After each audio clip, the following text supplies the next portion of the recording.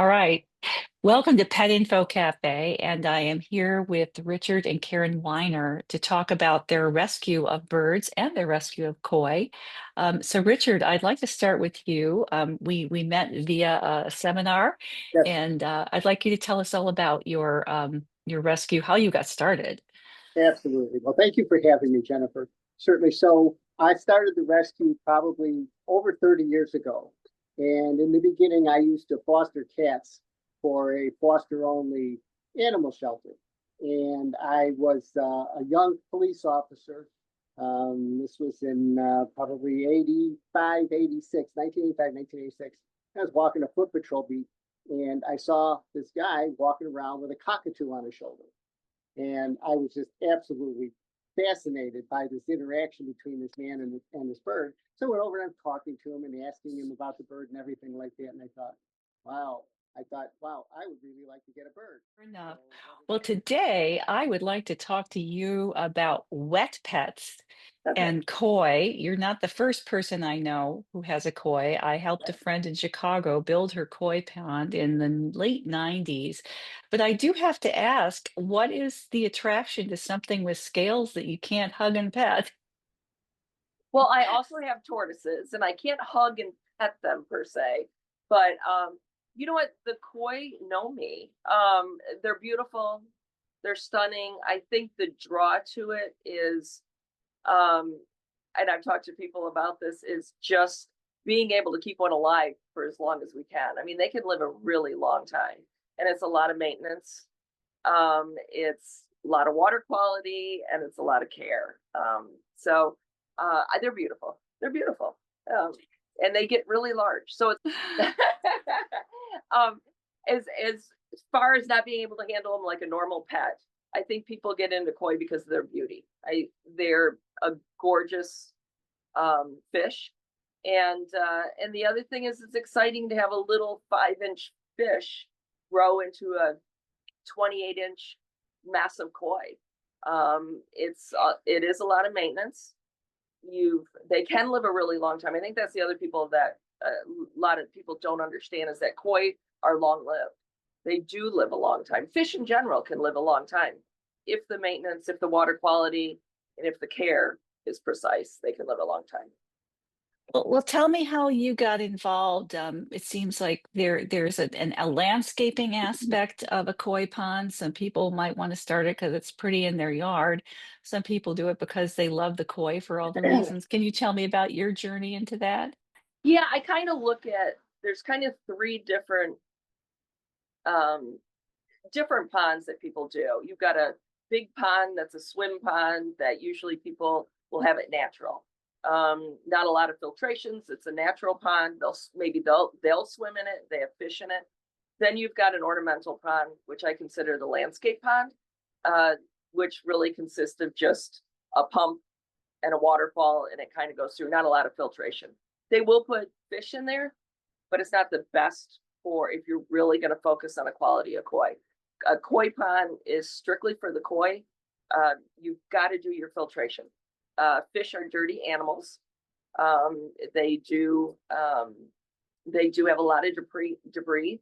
Ponds have a lot of debris, but if you're going to do a koi pond, you have to have the filtration. And I see a lot of people have issues with their ponds because they haven't done the filtration. It's a beautiful pond. They've got a gorgeous waterfall on one end, they've got a pump on the other end, but there's nothing that's filtering the debris that's within that pond. So a little bit different with a koi pond. So I did a lot of filtration on my pond. Where I learned from it online, I found a lot of actually on Facebook too, but I found a lot of people that show their koi and they're really invested with the cost and they know how to do things right. And we all make mistakes. We never do it right the first time, but we learn. We learn from our mistakes and we improve them. So, So, how did you get started with koi? You obviously have an affinity for all kinds of animals. How well, did I've you get always had started? fish, and so during COVID, I got a little antsy, and I grabbed a shovel and I said I'm going to do a koi pond. So I really investigated it more on what I needed, and I've improved over the past 5 years. I made improvement on the pond. That's why I haven't lost any koi. I still have the 25 koi that I had in the very beginning 5 years ago. I've upped my filtration. I am overstocked. I will admit I'm overstocked, but I will probably look for homes for some of the koi that I have now, just because they've grown huge. They're so big right now. So, but it is filtration. That's the number one thing. A lot of filtration is out there. It all depends on what you can pay, what your budget is on the filtration. And a lot of people will do DIY filtration and it works really good. Other people will spend thousands of dollars on filtration for their koi. And it just depends on what you can get into. Okay, that's good perspective. And so, for example, my friend who's a gardener in Chicago fertilizes her garden with it. But you said that there are really sophisticated filtration systems, and that it doesn't use as much water if you do that. Is that right?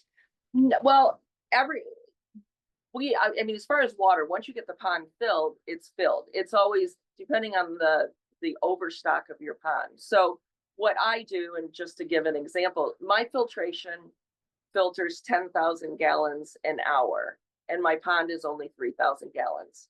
So that means that my water obviously is filtering debris out of there at 10,000 gallons every hour. My pond is only a 3,000 gallon pond, so I'm triple filtrating it, which is fabulous because my fish are so large.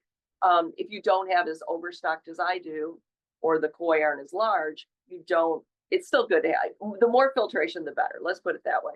But you can probably go less filtration. You always want to have double the filtration in a pond if you're housing koi. Anything less than that is not going to keep your water clear, and quality wise. So your nitrates, your nitrites, you want to make sure your pH. You want to make sure that those are all in check. Your ammonia levels, if they're not in check, then you're going to get sick fish. And that's what the filtration does. So it's the number one thing to raise the koi, to keep them healthy, is to have good filtration. That's really good to know. Now, you live in the Midwest, North. Yes. What do you do tell me about the koi during the winter and the cold months? Oh, I pamper them. They're in an RV tent in the wintertime. So I have an RV tent that's 20 foot by 13 by 13. And they are inside. It never freezes. I run everything 24/7. Nothing shuts down. So my filters all run through the winter. Because it's in a tent, I get no snow. There's no snow inside the tent. Because it's in a tent, similar to a greenhouse, although it's still cold in there. I mean, it's not going to be 70 degrees. It's probably about 7 degrees warmer because it doesn't have the wind chill that it does in the wintertime.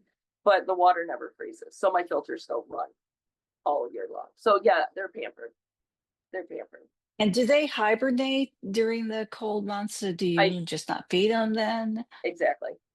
When the water gets below 50 degrees, temperature wise, not the temperature outside. We base it, when you have fish, you base it on the water temperature.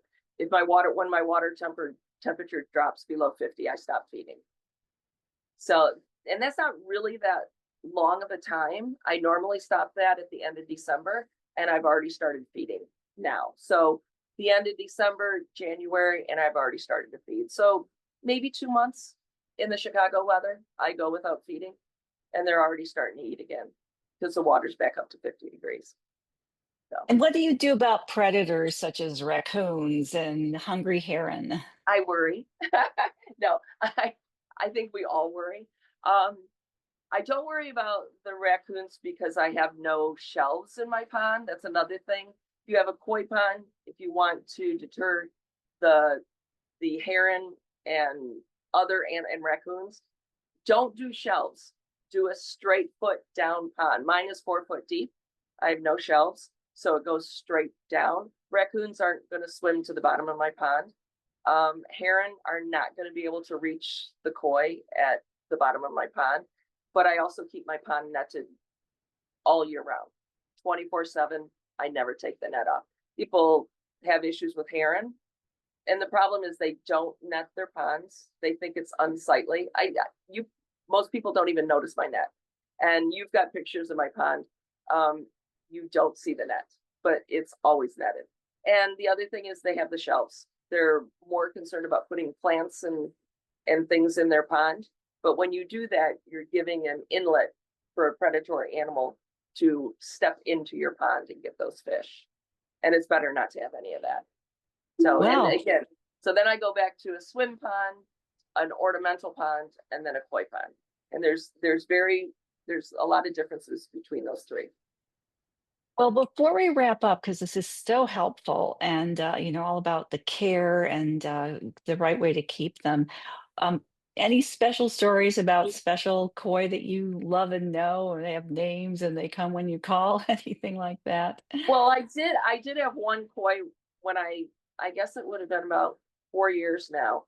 And it ended up, we had a terrible thunderstorm, and I've read a lot about it, and they can get electrical issues go through the water. And that's the only thing I can think of what happened. And he actually ended up with a bent spine. So I brought him in. At that time, he was only about 6 inches.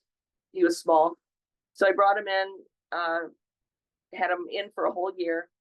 I attached a float device because he couldn't swim.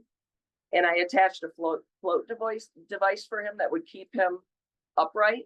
And I kept him in a large 30-gallon Rubbermaid container with filtration. And he survived. And I ended up putting him back into the pond. He was able to swim again. And this was 4 years ago. And he's probably now, he's got to be at least 24 inches now. So, and he's fine. He's doing well. I have no worries about him. He can swim perfectly fine. What a But yeah, good story. yeah. What's his name? I don't name any of them. I'm afraid if I name them, they'll die. So I name none of them. No names on my. So with your ornamental pond, make sure that your landscaper knows about filtration, not just movement. And you want a lot of movement, but you need that filtration. Normally, they don't put in filtration.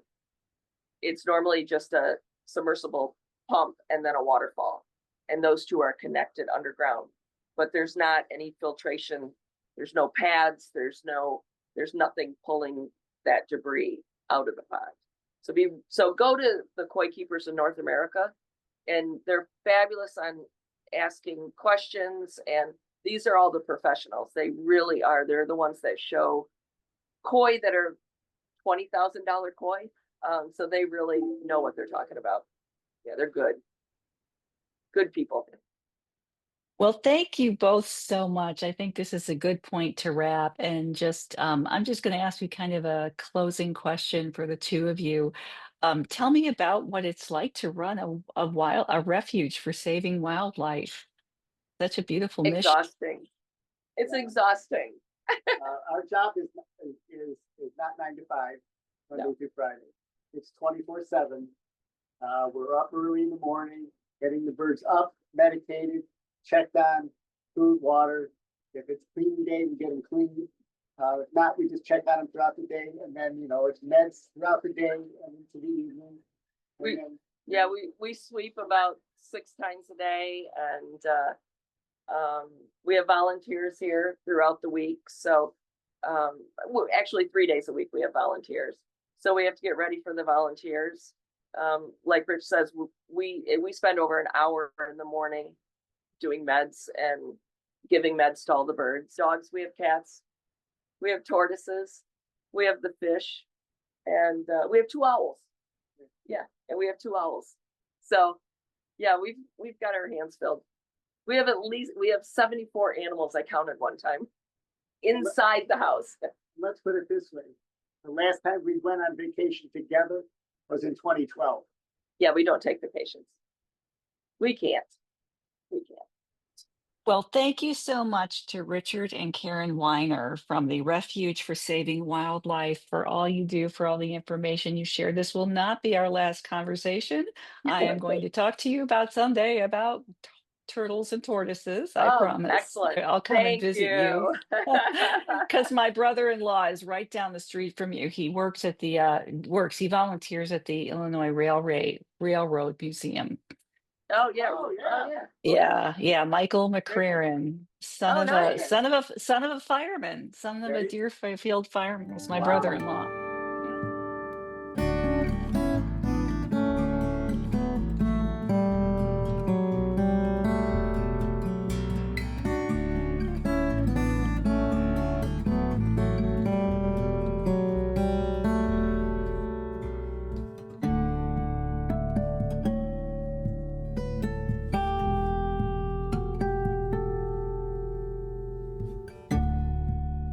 Welcome to Pet Info Cafe from Chicago, Illinois.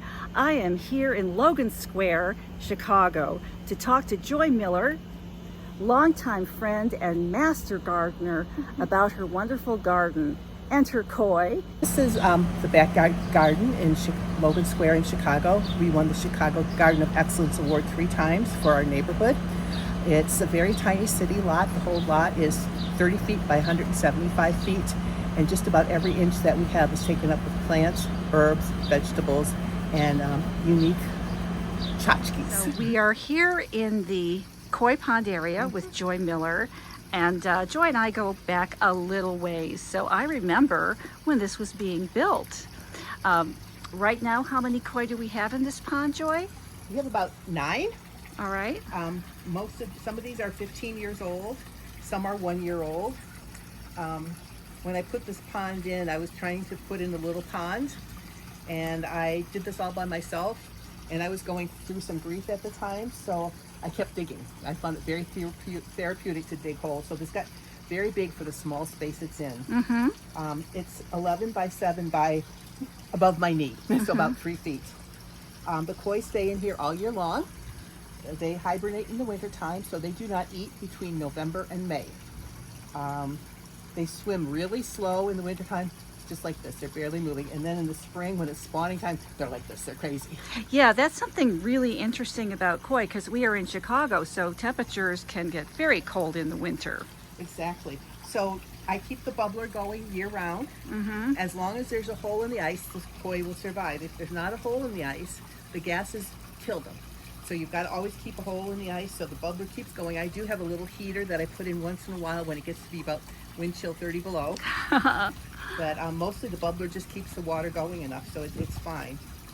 I feed them Cheerios when they're first coming out of hibernation, because since their guts haven't been working all winter, you want to give them something without protein so their whole system starts going. If you feed them the wrong thing, goodbye koi. But otherwise, they're very easy to grow. They will eat algae. They will eat stuff in the pond. You throw worms in there and they're gone in a second. Some of these in here are mamas and papas of some of the babies in the pond. I give them away because the koi get very big, as you will see in a couple minutes. They're supposed to grow to the size of the pond, but they're bigger than the size of the pond. We call them whales now. And everything here is lit up at night, so we wake them up now. Is that okay? Yeah. Give them a little bit of food. Okay. So hopefully they will come out. That's one of the babies. It'll take them a second to move. Oh, there they go. Now they're sensing food. Come on, guys, hurry up. This is not their active time of day. They're more active at night. This one is a blue koi, so he looks kind of gray, but he's actually got a lot of blue in him. That very white one is actually an albino goldfish. This one right here, this gold one, is 2 years old. That's a baby. There's a butterfly koi right there. They've got the beautiful fins on them.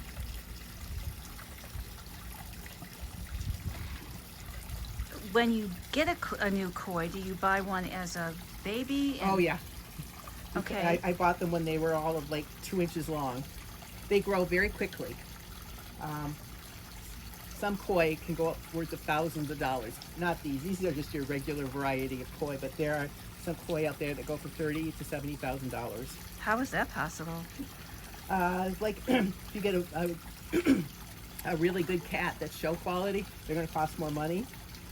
So yeah, the Japanese have some very expensive, beautiful koi, and they're like, okay, we're done. Very. The impatiens that are in the waterfall are just in the waterfall. They have no dirt around them whatsoever. They're just getting their nutrients from the pond. I clean out the pond. There's a filter back there. All that muck goes into the compost. So we have very rich compost because of the fishes. How often do you clean it? About every 2 weeks, depending on the season. When they're eating more often. When they're eating less often. So. Now, when you built this, you laid down, you dug the hole, you said you dug and dug and dug. I dug and dug and dug. There's carpet squares underneath it, and then there's plastic pond liner on top of it. You can kind of see the pond liner right here, kind of peeking out. So it's black, and it's been here since 1997, Yeah. so quite a while. The hostas that are along the edge, there's only a space that's like 6 inches wide there. So these hostas have kind of outgrown their space, but it's no way to get in there and separate them. What about predators? Lots of people have problems with predators. I do not, because I'm in the city. A lot of people have problems with heron, because heron will come and, once they find koi, will come and fish the pond. There are no heron in the city. Raccoons can sometimes be a problem, but I have been lucky enough that we haven't had raccoons here. Wildlife does come and drink from here, so sometimes we've had opossums, feral cats, and the squirrels and other rats with legs. And then in terms of them as pets, do they know you? I did notice them walking, swimming this way when they hear your voice. Absolutely. They know us when we come out to the pond. I feed them in the morning and Tom feeds them at dusk. So as soon as we come out at that time of day, they are like swimming around like crazy. I just fed them right now at a time that they're usually not used to being fed.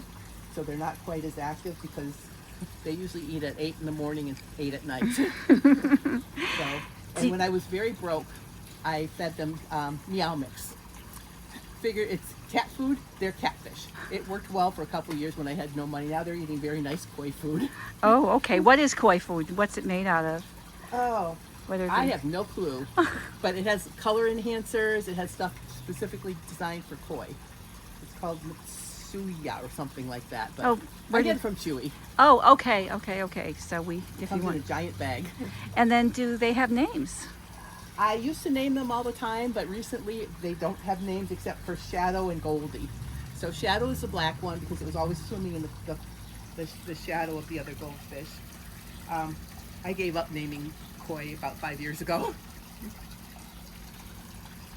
Oh, beautiful. So the construction of this consists of the liner, the other carpeting. You have pebbles, and definitely the fountain is really an essential part. Yes. Of having the water circulation, the oxygen circulation. Yes. So there's a bubbler right there, and then there's you can't see it, but there's a filter down at the end of the pond with a pump in it, and it pulls the water through the pump and through the media and collects all the fish crap and dirt and insects and stuff, and goes back up through the waterfall, which again adds more oxygen into the pond. So there's 2 things of oxygen going into the pond. Yeah, and that's especially important in the winter, as you mentioned, Yes. when it freezes. That's just such an unusual thought to think that fish are going to stay alive underwater Yep. during the cold. It's nice to have 6 months off from feeding them. We call them pond piggies. They will eat everything. And as I said, usually that's gone in 2 seconds, but wrong time of day. Okay, and what about mosquitoes or other insects that fly they will by? eat all of that, yeah. If they fall in, or do they jump up and The get fish them? jump. You will hear them. You will hear splashing. And sometimes they just jump for the joy of jumping, I guess. Oh, that's really fun. And I'm always afraid somebody's going to jump out of the pond, but that's never happened. Tell us more about how this patio area evolved, what you added, what you changed, how you built the pretty blue fence. This part right here we actually just put this in this year. This used to be a Japanese maple here, but it kind of, after 15 years, it was dying. And we had such a narrow space here, nobody could actually see the pond. We just had that space there to look at the pond, so we put in all these flagstones in different colors to build a patio so you could have people sit here. The whole garden is arranged around rooms. I call this the surprise room or the secret room. So now when we have guests over, we can sit back here and look at the pond, and we have other areas to sit in too. The fence is actually kind of new. We painted it blue because we really wanted to feel very light and Caribbean and pretty. And our neighbor put new siding on his garage, so we can't paint that like we wanted to, but it's his garage, so he's got the little blue back there. And then we painted the orange window box to add some more pops of color. We tend to use blues and oranges and purples in our garden. So that's our theme most of the time, with pops of yellow and a couple other colors. This right here is a shade sail that we put up in the summertime to give the fish a little bit of shade, because sometimes it gets too hot. We don't have too many 90 plus days here, but when it does, We don't want cooked fish, so this is the shade sail that goes up. It's anchored to the 2 garages, and then we put a post up there. These are antique flamingos from the 1950s. And old benches and stuff. This is a piece of an old Chicago fence right here that we put lights on the top of. That. So the secret to good gardening is to have good compost. We compost everything in our house that's possible. So we bought a double barrel composter. So one is cooking, one is being added to. So this goes year round. We tumble it. We also have barrels down there that we keep leaves in and old mushroom growing compost in. And we add it to this. Then it goes into other barrels and it goes into the garden. So we use no chemicals, nothing, just really good compost. We get about 3 barrels full of compost a year, and it goes in the garden. And if we have too much, it goes into my neighbor's gardens. And then part of this comes from, how much of this comes from the koi pond? Every 2 weeks when I clean out the koi pond, all the muck that comes out of the filters, which is a lot, goes right in here. So you feed the fish eat it, digest it, it goes into the filter, then it goes right into here. Okay. And